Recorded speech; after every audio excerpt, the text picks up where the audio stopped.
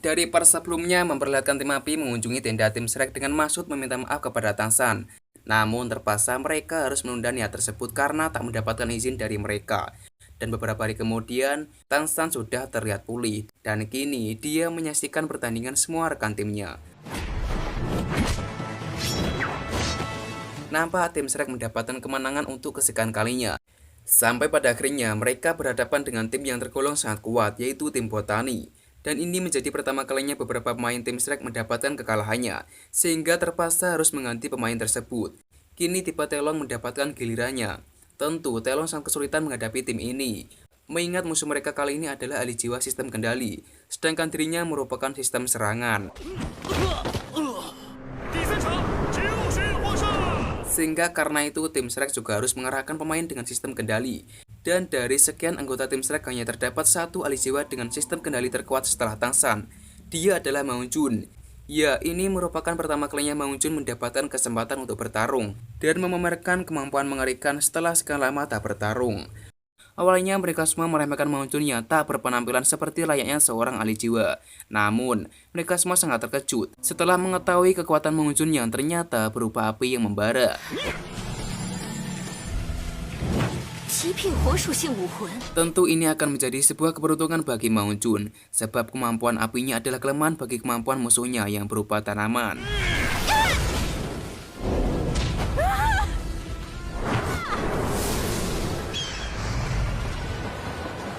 Ya, dengan sangat mudahnya Maung-jun berhasil menumbangkan beberapa petarung dari tim Botani ini. Sampai tiba waktunya dia berhadapan dengan petarung ke-6 yang menampilkan sebuah kemampuan yang sangat mirip dengan kemampuan rumput prabiru Tansan yang kebal terhadap api.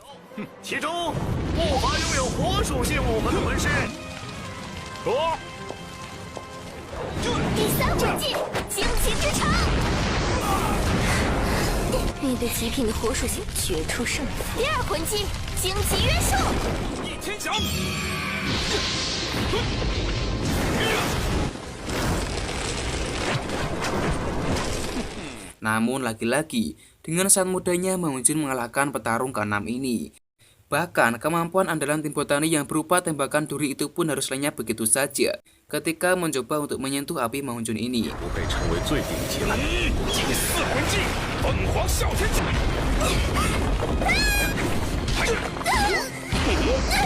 Melihat rekannya terkapar, kapten tim Botani itu pun mengecek keadaannya dan dia memutuskan untuk menyerah setelah menyadari kemampuan Maung-jun yang tak mungkin ia kalahkan.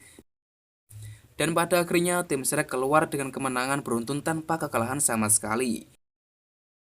Di saat yang bersamaan, Wawu menghampiri mereka dan mengajak Tansan untuk berbicara empat mata. Meski Wawu adalah lawan mereka, namun Guru Soke mengizinkan Tansan untuk pergi dengannya, karena beliau percaya bahwa keduanya mempunyai masalah yang harus diselesaikan dengan hati.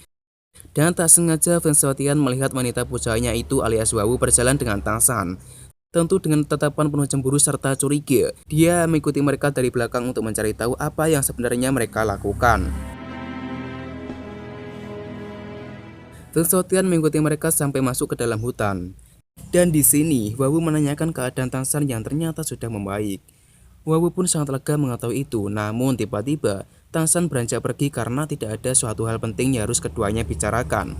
Hal itu pun membuat Wawu jengkel dan mengira jika Tansan tidak terlalu senang berbicara dengannya. Dia pun menghentikan Tansan kemudian menanyakan sesuatu kepadanya, yang mana dia ingin mengetahui alasan Tansan menolongnya.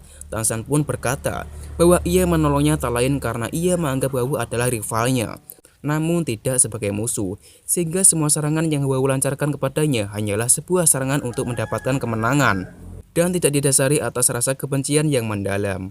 Mengetahui itu, Wawu pun sedikit kecewa karena sebenarnya dia sudah terlanjur menaruh hati kepada Tansan setelah sebelumnya Tansan menolongnya bagaikan seorang pahlawan.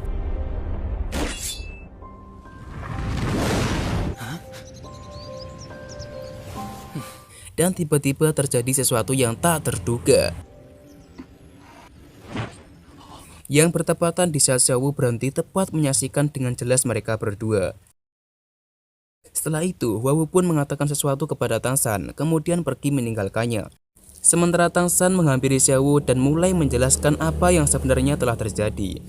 Namun tanpa basa-basi, Wawu langsung mendaratkan ciuman sebagai pertanda jika kini Wawu telah menganggap Tansan lebih dari seorang kakak.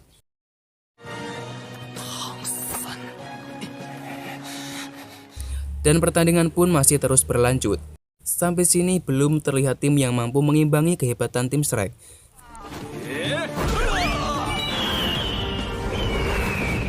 Dan sejauh ini mereka telah memenangkan 11 kali pertandingan, serta imbang sekali dengan Akademi Angin. Namun, 3 babak terakhir nanti sangatlah berat, yang mana mereka akan berhadapan dengan Akademi Petir, yang sebelumnya tak pernah mereka hadapi di babak kualifikasi sebelumnya. Akan tetapi dalam pertandingan ini, para guru sengaja tidak mengarahkan Tangsan, sebab ia harus menyimpan kekuatannya untuk menghadapi Akademi Angin, yang menjadi tim terkuat di antara 5 tim terkuat kerajaan. Pertandingan pun dimulai, Telong mendapatkan urutan pertama. Dengan kekuatannya dia berusaha menahan serangan tim petir itu, kemudian melancarkan 1 kali serangan telak yang langsung menumbangkan musuhnya.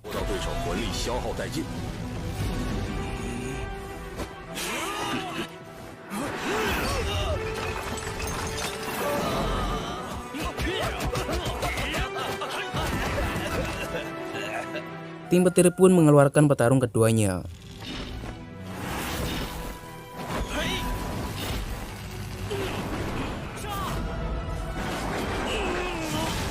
Terlihat Telong terjebak dalam serangan itu, namun sebagai sang pewaris kekuatan, tentunya Telong masih terlalu mudah menahan serangan tersebut. Kemudian menumbangkan musuhnya dengan 1 kali pukulan tangan orangutan.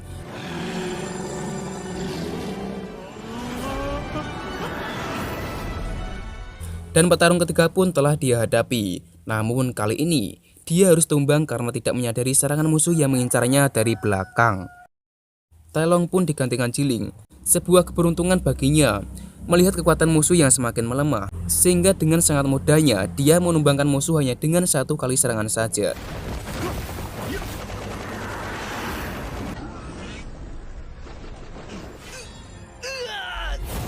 Kemudian dia menghadapi petarung selanjutnya, namun tak seberuntung pertarungan sebelumnya karena kekuatannya yang tak bertahan lama. Setelah itu ia pun digantikan Xiao Wu yang dengan kemampuan pesonanya berhasil melumpuhkan musuh hanya dengan sekali tendangan. Kemudian dia harus menghadapi petarung selanjutnya yang terlihat lebih kuat dibandingkan petarung sebelumnya. Namun tak sedikit pun rasa takut di dalam hatinya, dan justru dia semakin percaya diri untuk segera menghabisinya.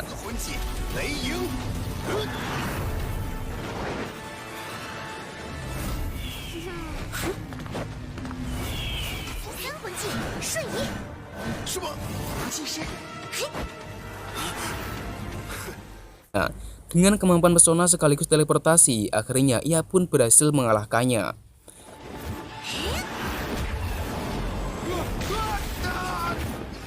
Dan tentunya, semua kemenangan tim Shrek itu bukanlah sebuah kebetulan, karena sebenarnya terdapat seorang yang sangat berpengaruh di balik itu semua. Dia adalah Guru Sogeng, yang mempunyai kecerdasan dalam teori dan berbagai teknik dan strategi bertarung. Dan karena kecerdasannya itu, kedudukannya sangat dimuliakan di Aula Wuhun. Sementara itu, Xiao Wu harus menghadapi petarung selanjutnya, yang mempunyai kemampuan mengerikan, sekaligus sebuah tulang jiwa laba-laba persis yang dimiliki Tangsan. Dan lawannya kali ini sangatlah cerdik. Dia mampu mengatasi jurus pesona Xiao Wu hanya dengan menutup mata, dan menggunakan 8 tulang jiwa laba-labanya untuk mendeteksi gerakan di sekitarnya.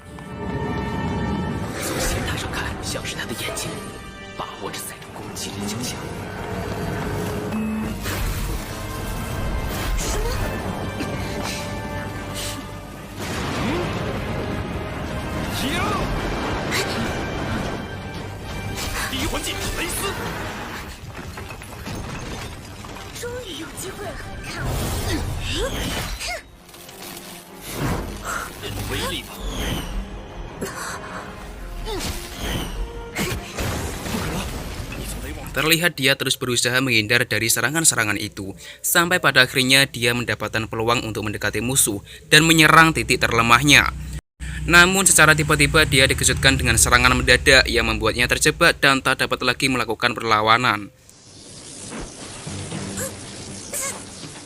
Dan tanpa basa-basi, Guru Sogeng langsung mengatakan menyerah untuk keselamatan Xiao Wu.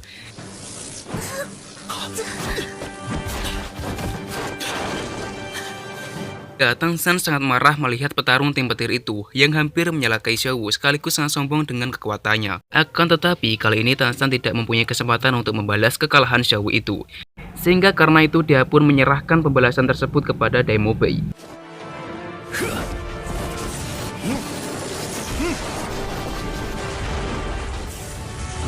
第四魂技，第一魂技，白虎护身罩用第一魂技来接我的第四魂。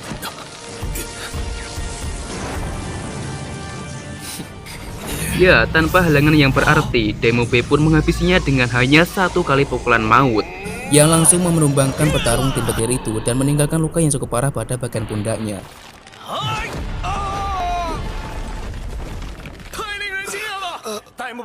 Dan kapten tim petir itu pun mencoba untuk menenangkan pelatihnya yang sangat marah dan berencana akan melaporkan kematian muridnya kepada para juri. Namun, tentunya mereka tidak mempunyai hak akan hal itu, sebab Demo Bei tidak memperlihatkan sama sekali niatan untuk membunuh, melainkan hanya melancarkan sebuah serangan biasa. Sebagai seorang kapten, ia pun berambisi untuk membalaskan semua kekalahan anak buahnya itu dengan menghabisi Demo Bei. Seketika, langit langsung berubah gelap, dan dia mengeluarkan kekuatan petir yang dikombinasikan dengan binatang buas naga raksasa.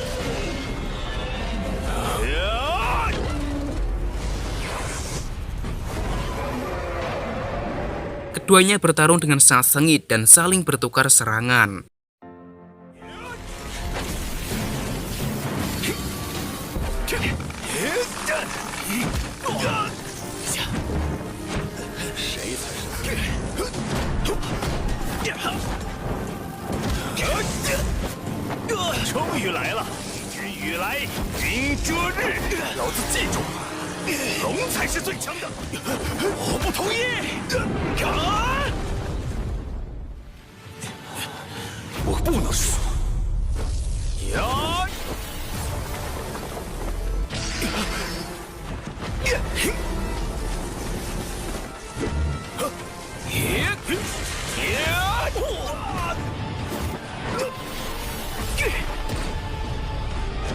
Sejauh ini keduanya masih seimbang dan sama-sama mempunyai ambisi untuk menang.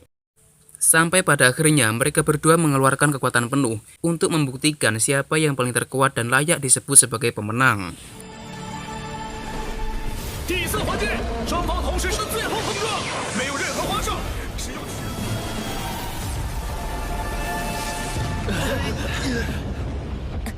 Terlihat mereka mengadu kekuatan dengan jarak yang sangat dekat, sampai menghasilkan sebuah ledakan yang dahsyat. Di sini Kapten tim petir mengaku kalah dalam pertarungan ini, namun Demo Bei menyemangati dengan mengatakan bahwa hatinya tidak pernah kalah. Dan akhirnya ia pun tumbang, sedangkan Demo Bei keluar sebagai pemenang. Terlihat akibat pertarungan yang cukup melelahkan, Demo Bei pun jatuh dan tak berdaya. Akan tetapi, berkat kondisinya itu, dia mendapatkan perhatian lebih dari Zhu Qin, serta mempunyai kesempatan untuk lebih dekat dengannya. Dan untuk kesekian kalinya Feng Xiaotian mengunjungi Tang San. Dia menginginkan untuk bertarung di urutan pertama dengan Tang San, karena sebenarnya ia akan menunjukkan kepada Hua Wu bahwa dirinya mampu mengalahkan Tang San. Tang San pun menerima tantangan itu, namun dia menegaskan jika dirinya tak ada hubungan sama sekali dengan Hua Wu. Pertandingan antara petarung terkuat pun dimulai. Dan pertandingan ini merupakan pertandingan final babak kualifikasi untuk menentukan siapa tim yang akan lolos sebagai tim yang mewakili kerajaan Tiandou dan bertarung dengan tim dari Aula Wuhun. Feng Xiaotian mengeluarkan binatang rohnya yang berupa serigala berkepala dua. Dia melancarkan serangan dengan sangat cepat dan menampilkan beberapa teknik serangan yang sangat berbahaya.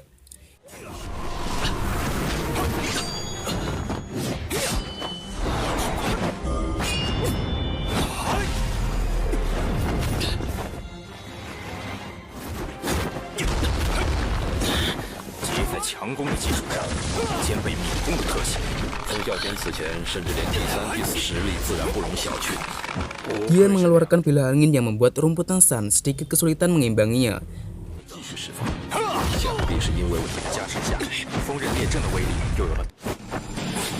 Beberapa serangan telah Tang San keluarkan, namun sampai sini belum membuahkan hasil untuk mengunci gerakan Feng Xiaotian.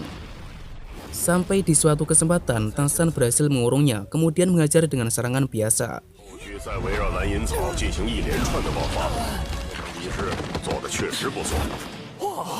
Namun pertarungan belumlah berakhir. Feng Xiaotian masih sangatlah kuat untuk Tang San hadapi.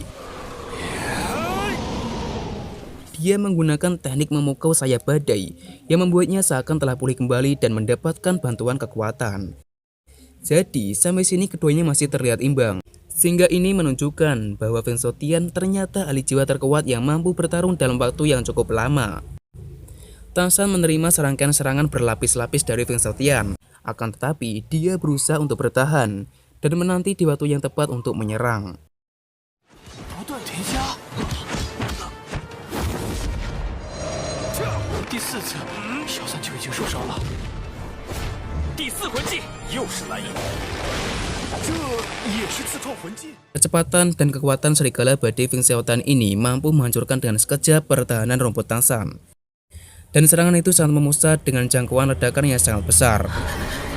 Menyadari posisinya semakin terdesak, memaksa Tang San untuk mengeluarkan sebuah kekuatan senjata pamungkasnya. Dan ini kali pertamanya Tang San menggunakan palu Haotian untuk bertarung dan membendung kekuatan super besar itu. Ya, semua orang menatap penuh heran seakan tidak percaya telah menyaksikan seorang ahli jiwa yang mempunyai senjata legendaris palu Haotian. 这是天下第一器武魂，就算没有。 Dan keduanya saling menyerang dengan sangat brutal. 乱披风锤法。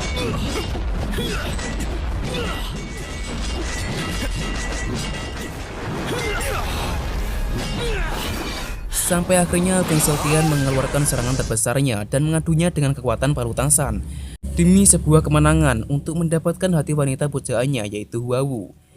第36期的人。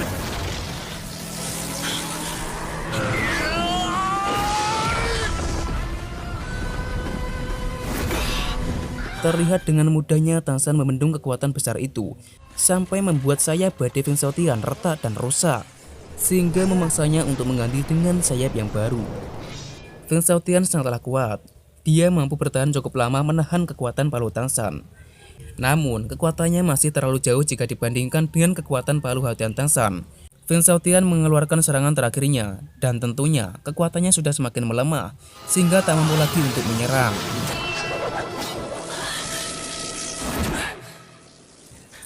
Dia sangat terkejut setelah mengetahui Tang San yang ternyata mempunyai senjata roh kedua yang berupa palu Haotian.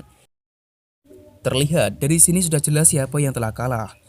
Kemudian Tang San menjelaskan bahwa sebenarnya Feng Xiaotian tidak kalah, hanya saja semua kekuatannya telah berada dalam kendalinya. Dan ia juga kembali menegaskan jika dirinya tidak ada hubungan sama sekali dengan Hua Wu. Feng Xiaotian pun tak sadarkan diri. Dan Tang San dinyatakan sebagai pemenang mutlak dalam pertarungan ini. Setelah itu, sang raja mengumumkan keputusannya untuk mengirim tim Shrek sebagai petarung yang mewakili kerajaan Tiandou untuk melanjutkan babak berikutnya dan bertarung dengan tim dari Aula Wuhun. Semua tim pun memuji kehebatan tim Shrek yang memenangkan 14 kali pertandingan tanpa satupun kekalahan.